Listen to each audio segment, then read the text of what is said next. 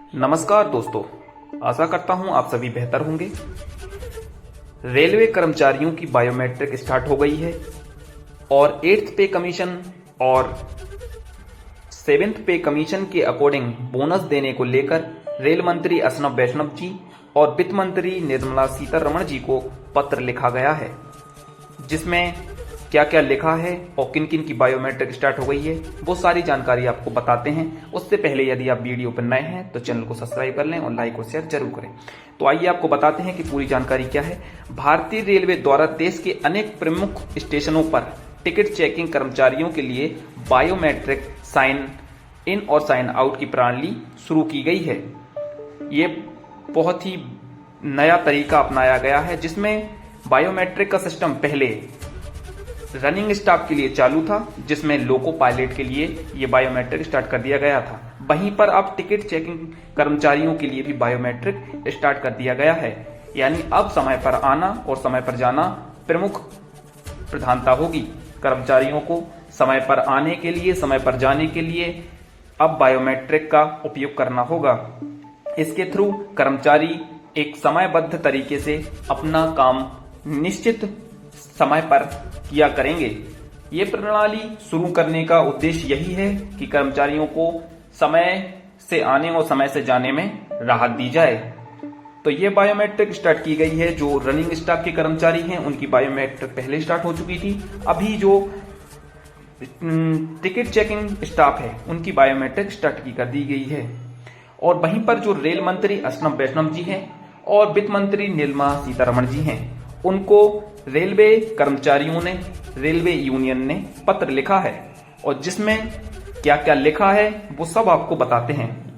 दरअसल रेलवे कर्मचारियों को जो बोनस दिया जाता है वो 7th पे कमीशन के अकॉर्डिंग देना चाहिए, परंतु 6 पे के अकॉर्डिंग दिया जा रहा है, जो 17,000 कुछ रुपए बनता है।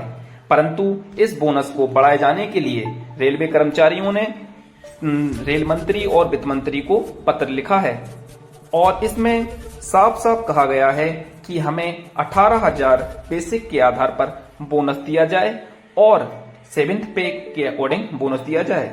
अभी जो बोनस दिया जा रहा है वो 7,000 पे के अकॉर्डिंग और 6 पे कमीशन के आधार पर दिया जा रहा है, जो 7,000 प्लस डीए के आधार पर दिया जाता है। ये जो बोनस दिया जा रहा है ये 10 साल पुराना बोनस दिया जा रहा है। सबसे पहले बोनस 1995 और 96 में देना शुरू किया गया था, जिसमें सबसे पहले कर्मचारियों को 59 दिन का वेतन बोनस मिलता था। उसके बाद कर्मचारियों ने जब सरकार से बातचीत की तब उनको 70 दिन का बोनस दिया जाने लगा। फिर उसके बाद 73 दिन का और फिर 75 दिन का, फिर 77 दिन का, अभी 78 दिन का बोनस 2010 और 11 से देना शुरू किया गया है। परंतु ये बोनस भी कर्मचारियों को 10 साल पुराना बोनस दिया जा रहा है, जबकि 7th पे कमीशन 1 जनवरी 2016 से लागू हो चुका है, जिसमें कर्मचारियों का बोनस 46,000 कुछ रुपए बनता है।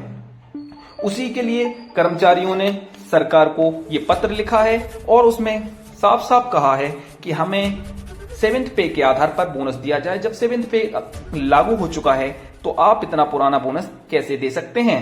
वहीं पर एक बात और बता दें कि जो बोनस दिया जाता है वो फाइनेंशियल ईयर के अकॉर्डिंग आपने कितना काम किया है उसके आधार पर आपका बोनस बनता है। और जो नए कर्मचारी हैं उनको बोनस किस आधार पर मिलेगा।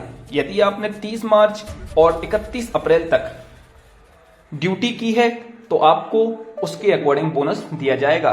जितना आपने ड्यूटी की होगी उतना आपको बोनस दिया जाएगा। और जो ट्रेनिंग में कर्मचारी रहते हैं उनको बोनस की सुविधा उपलब्ध नहीं है। और इसमें कर्मचारियों ने साफ साफ सरकार को बताया है कि आप जो बोनस दे रहे हैं वो 17,900 कुछ रुपए बनता है, परंतु ये 7th पे 18,000 बेसिक के आधार पर बहुत ही कम बोनस है। तो अब ये लेटर का जवाब कितने दिन में और किस आधार पर देती है सरकार, इसके बारे में बात आगे की जाएगी।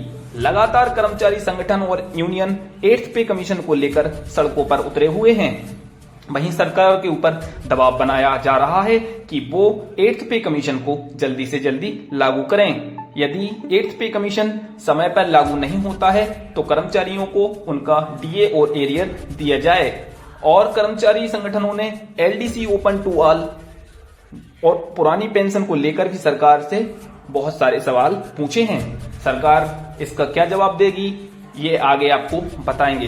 वीडियो को लास्ट तक देखने के लिए बहुत बहुत धन्यवाद।